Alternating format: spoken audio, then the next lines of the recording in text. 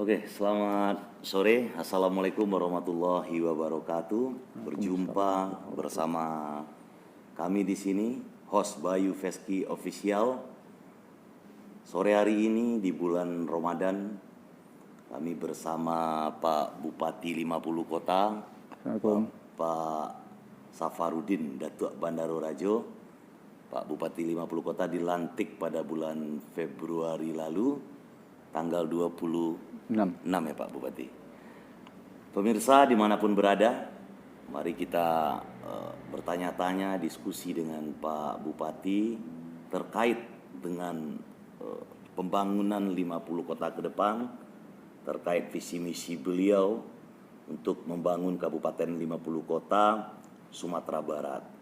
Sebelumnya pemirsa, Pak Safarudin adalah Ketua DPRD 50 Kota, pernah jadi Wakil Ketua DPRD di 50 Kota, dan sebelum menjadi Bupati beliau anggota DPRD Provinsi Sumatera Barat dari Partai Golkar.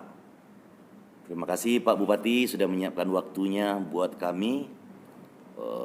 Semoga Pak Bupati dalam keadaan sehat, keluarga sehat Pak Bupati, dan nyaman membangun daerah Pak Bupati. Pak Bupati mau bertanya sedikit Pak Bupati. Ya, silakan. 50 kota adalah daerah perlintasan antara Sumbar dengan Riau, sekaligus daerah perbatasan. Banyak potensi daerah di 50 kota yang selama ini belum digarap serius, baik itu dari sumber daya alamnya maupun dari wisatanya. Bagaimana Pak Bupati dengan kajian visi misinya untuk pembangunan 50 kota 2024 mendatang? Seperti apa langkah-langkah Pak Bupati dan apa yang sudah dilakukan setelah dilantik jadi Bupati tentunya Pak? Terima kasih. Ya, terima kasih Pak Bayu dan kawan-kawan dari media yang hadir. Assalamualaikum warahmatullahi wabarakatuh. Waalaikumsalam. Terima kasih atas kunjungannya sore ini di tempat kami dalam rangka membangun komunikasi antara media dan pemerintah daerah yang merupakan bagian mitra kerja dari pemerintah. Kami dilantik pada tanggal 26 Februari 2021. Dengan arti kata lebih kurang 2 bulan kami telah mengabdi di daerah ini. Adapun hal-hal yang perlu kita lakukan sesuai dengan visi dan misi kita, mewujudkan 50 kota yang madani, beradat dan berbudaya dalam kerangka adat sandi syarak sandi kitabullah itu ada 5 misi. Yang pertama, meningkatkan kualitas sumber daya manusia yang berbudaya, berdaya saing, yang berlandaskan keimanan. Yang kedua, mendorong pertumbuhan dan perkembangan ekonomi sektoral yang mempunyai keunggulan di tingkat lokal dan regional. Yang ketiga, mendorong potensi negari sebagai poros pembangunan daerah. Yang keempat, meningkatkan pelayanan publik dengan reformasi birokrasi seutuhnya. Dan kelima, membangun infrastruktur atau meningkatkan pembangunan infrastruktur yang secara terpadu untuk kepentingan masyarakat banyak. Adapun di dalam misi itu ada kita fokus 4, yaitu yang pertama IKK Seri Lama. IKK Seri Lama ini harus kita buatkan pondasi awal waktu pemerintahan kita yang sangat terbatas. Yang kedua, infrastruktur. Karena di 50 kota setelah kami panggil beberapa dinas terkait bahwa jalan yang berkaitan dengan infrastruktur jalan, suatu contoh, ini baru 55% yang dikatakan layak atau sehat atau bisa ditempuh. Sementara 45%-nya. Bandingkan kalau sekiranya jalan itu 1.100 lebih kilometer. Ini berarti 45%. Iya. Jalan di 50 kota boleh katakan kurang bagus ataupun jelek. Yang ketiga, pariwisata. Karena pariwisata ini merupakan suatu objek wisata ataupun potensi daerah yang kita tinjau di seluruh negari di 13 kecamatan. Banyak potensi-potensi wisata yang harus kita kembangkan. Yang keempat yaitu pertanian. Karena kita daerah agraris, banyak lahan-lahan tidur, ini yang akan kita garap. Namun di dalam membangun itu semua, ada hal yang sangat penting dulu secara infrastrukturnya ataupun secara regulasi yang harus kita bangun. RT RW kita. RT RW kita pada hari ini belum tuntas. Jadi insya Allah sekarang kita telah mengirim OPD Kementerian karena ada undang kemarin dalam rangka sinkronisasi, kita akan percepat. Kalau bisa di dalam 100 hari ini, kalau belum bisa ketuk palu, minimal sudah ada yang akan diajukan ke DPRD. Ada kerangkanya. Ada kerangkanya. Sehingga kita nanti pemetaan wilayahnya, pembagian wilayahnya, di mana perkantoran, di mana perumahan, di mana wisata, harus jelas, dan kita pandang kita ke depan bukan untuk 5 tahun. Iya, Pak. Tapi untuk 25 tahun atau 30 tahun ke depan. Iya, Pak. Karena kalau kita membangun RT RW sekali 5 tahun, sekali setiap pemerintahan, maka sistem pemerintahan ini akan terganggu setiap tahun. Iya, Pak. Kita punya cita-cita itu. Yang kedua, yang akan kita laksanakan RPJMD. RPJMD. Karena ini merupakan dalam waktu 6 bulan. Ini harus tuntas. Iya, Pak. Karena RPJMD ini nanti akan dilahirkan kepada program-program kerja. Nah, itu nanti akan lahir pada RKA. RKA nanti akan merupakan program dari kegiatan. Nah, inilah yang akan kita bangun. Oke, Pak. PJMD, RKPD, dan lain sebagainya. Ya, itu yang prioritas kita. Iya, pada saat itu ini. prioritas, Pak. Untuk menjalankan program prioritas, Pak Bupati, tentu tidak lepas dari mesin birokrasi. Iya. Nah, apa langkah Pak Bupati untuk menjalankan roda birokrasi ini biar cepat, tepat, dan tentunya tidak bertentangan dengan aturan dan perundang-undangan? Seperti apa vitamin yang Pak Bupati berikan kepada SKPD ini biar mereka bekerja lebih cepat, tepat, dan tahu arah pembangunan Pak Bupati itu seperti apa? Mungkin itu Pak Bupati. Jadi di dalam membangun itu semua kita perlu istilahnya perangkat daerah yang akan bisa bekerja sama dengan kita. Dalam misi kita itu ada yang keempat. Tapi di dalam penerapannya sekarang harus kita laksanakan. Iya, Pak. Karena setelah kami evaluasi, di waktu kami rakor pertama, kita minta data-data bahwa ada lebih kurang 65 formasi jabatan yang kosong. Baik itu eselon 3 maupun itu eselon 4, termasuk eselon 2. Ada yang kosong. 65 ya, Pak. Yang akan memanajemen suatu pekerjaan dalam OPD itu orangnya tidak ada. Iya. Jadi justru karena itu, di dalam waktu yang relatif pendek, sebenarnya boleh katakan terlambat. Karena ada jabatan itu yang nomenklaturnya berubah, Iya, Pak. harus dikukuhkan dulu. Iya, Pak. Untuk pengukuhannya baru kemarin telah kami tanda tangani dikirim ke Menteri. Iya, Pak. Harus ada izin dari pemerintah provinsi dan kementerian untuk kita kukuhkan, baru kita lantik. Dan setelah itu nanti, setelah ini kita lantik, baru pula kita ajukan orang-orang yang akan mengisi jabatan ini. Iya, Pak. Nah, karena pada saat ini adanya impassing dari jabatan struktural pada jabatan fungsional. Ini harus kita lakukan, ini ada peraturan menteri dan peraturan presiden yang harus kita laksanakan. Jadi memang dalam waktu sampai Juni ini, banyak jabatan-jabatan ini nanti akan kita isi. Inilah nanti energi baru kita yang akan bisa membantu kita. Dengan catatan, yang pertama prinsip kami, Safarudin Rizki, yaitu memberikan kenyamanan kepada ASN ini untuk bekerja. Kenyamanan. Jadi bagi yang bagus kinerjanya, kita berikan reward. Bagi mungkin saja nanti yang kurang bagus kinerjanya dan lain atau lalai, tidak disiplin, mungkin kita berikan peringatan ataupun punishment. Iya, Pak.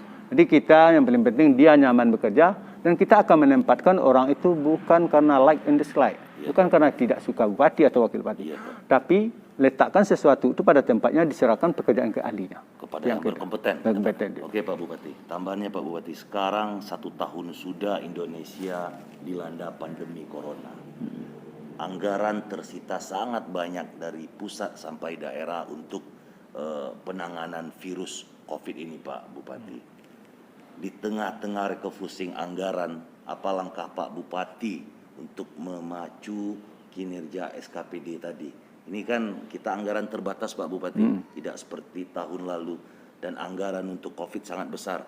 Pertanyaannya Pak Bupati, sudah berapa besar anggaran yang kita keluarkan untuk mengurus atau menanggulangi COVID-19 ini di 50 kota, mungkin dari tahun 2020 sampai sekarang?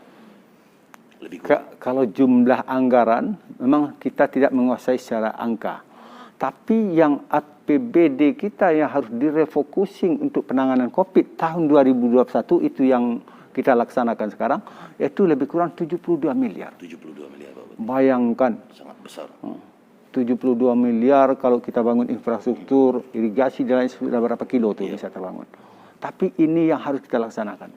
Karena COVID ini memang sangat membahayakan pada saat ini. Iya Pak Bupati. Kita saja berbicara harus pakai masker, Iya, harus pakai masker, karena jarak kita lebih dari Tidak boleh dekat. Iya, tidak boleh dekat. Tapi kalau lebih dari 2 meter kita boleh nggak pakai masker. Iya, Pak Bupati. Tapi ini adendum surat dari Ketua COVID Nasional Iya, Pak. bahwa pada saat ini kita harus melaksanakan penyekatan-penyekatan dengan mengutamakan pesan Presiden, yaitu kepada melaksanakan protokol kesehatan. Iya, Pak. Ini yang penting.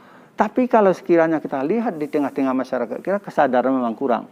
Jadi justru karena itu kita selaku kepala daerah terlalu mengimbau kepada masyarakat harus kita laksanakan protokol kesehatan dan juga mengajak jangan sampai orang kampung kita yang di luar pada saat untuk mudik. Iya, Pak. Kita tunda dulu mudik karena untuk bersilaturahmi masih ada melalui media, video call, Iya, Pak. dan masih bisa komunikasi.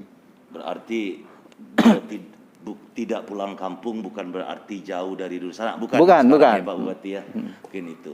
Terakhir mungkin Pak Bupati soal program nasional, salah satunya di 50 kota itu ada tol. Ya. Itu pertama. Yang kedua kemarin juga ada wacana Pak Bupati.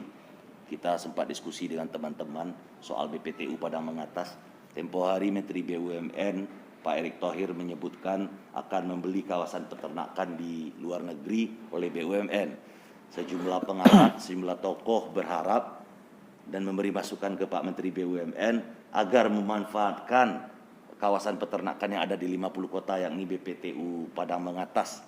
Tapi mungkin ditambah dengan jumlah populasinya atau penggemukan sapinya kita bikin yang lebih baik.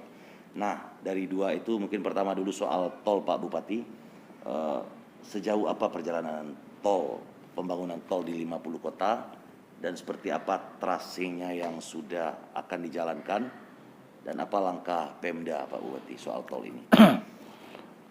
Kita di Pemda telah mengundang pengembang,